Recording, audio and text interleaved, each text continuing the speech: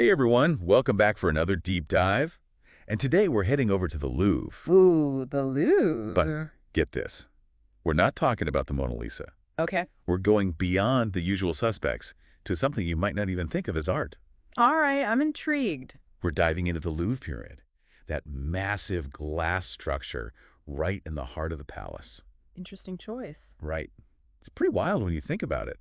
This modern marvel smack dab in the middle of all this history. I see where you're going with this. For this deep dive, we're taking inspiration from Love to Visit France, a travel newsletter that's always full of fun facts and unexpected angles. Sounds like a good read. It is. Right? So let's get into it. I mean, the pyramid itself is incredible, but to plop it right in the middle of the Cour Napoleon, the heart of the historic palace, talk about a statement. Yeah, it really makes you wonder what architect IMP was going for. I mean, it's not exactly what you picture when you think museum entrance. Not at all. Looks like you wanted to shake things up. Yeah, definitely. And, Pei was a Chinese-American architect, so even choosing him for this project was a bold move, a sign that they were ready to break with tradition. And that seems to be a bigger trend, right?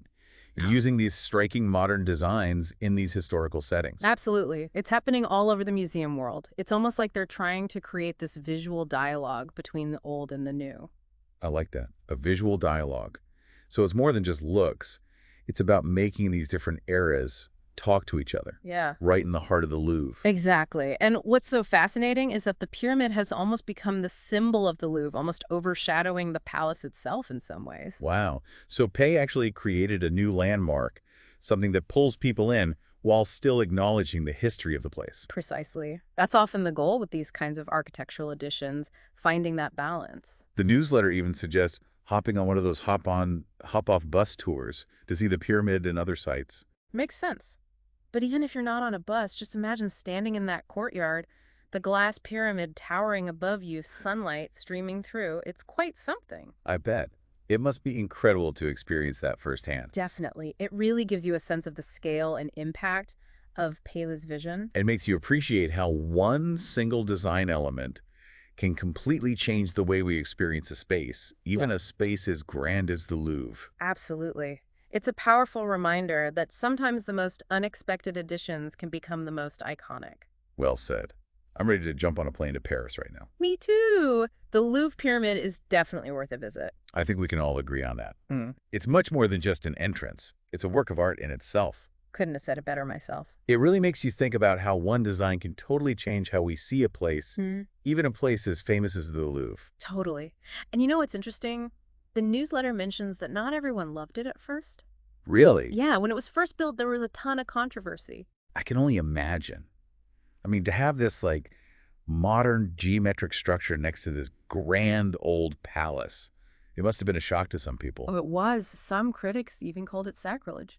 Seriously? Yeah. They thought it was disrespectful to the Louvre. Yeah, they felt like P's design didn't belong there. Like it took away from the beauty of the existing architecture. That's wild. Yeah. So something that we now consider a landmark was once seen as totally out of place. Exactly. It's fascinating how our views on art and architecture can change so much over time. It really is. So what changed people's minds? Did they just get used to it?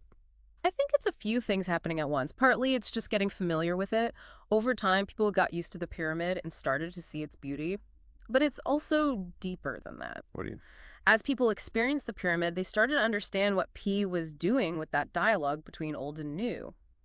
They saw how the modern design actually made the museum experience better.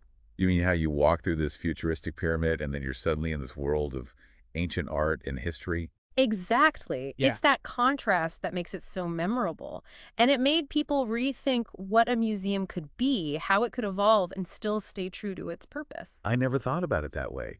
But you're right. It's like the building itself becomes part of the art. Exactly. It adds another layer of meaning. And the Louvre Pyramid, as controversial as it was, is a perfect example of how well that can work. You know, this whole Louvre pyramid thing, it really makes me think, what if other historical buildings got these modern makeovers? Like imagine the Colosseum or the Taj Mahal with these cool new additions. Yeah. What kind of architectural dialogues could we create? Now you're thinking like a true architect. It's a big question, though. Right. How do we preserve the past while embracing the future? It's especially tough with art and architecture, where tradition and innovation can feel like they're at odds. Absolutely. We don't want to erase history, But we also can't be afraid to change things up. Yeah. It's a tricky balance. For sure. And I think the Louvre Pyramid shows us one way to do it, right? It shows how powerful creative vision and good design can be, and how sometimes a little bit of the modern can actually make the old feel new again. That's a great point. Yeah. So to wrap things up, I think we can all agree that the Louvre Pyramid is way more than just an entrance. It's a work of art on its own. It makes us rethink how we see art, architecture, and history. Totally. And it reminds us that even surrounded by these centuries-old masterpieces, there's always room for something new and unexpected. I love that. So here's something to think about. Yeah. If you could design a modern entrance for any historical building, what would it look like? What message would you want to send? Think about it and let us know. Until next time, keep exploring, keep questioning, and keep diving deep.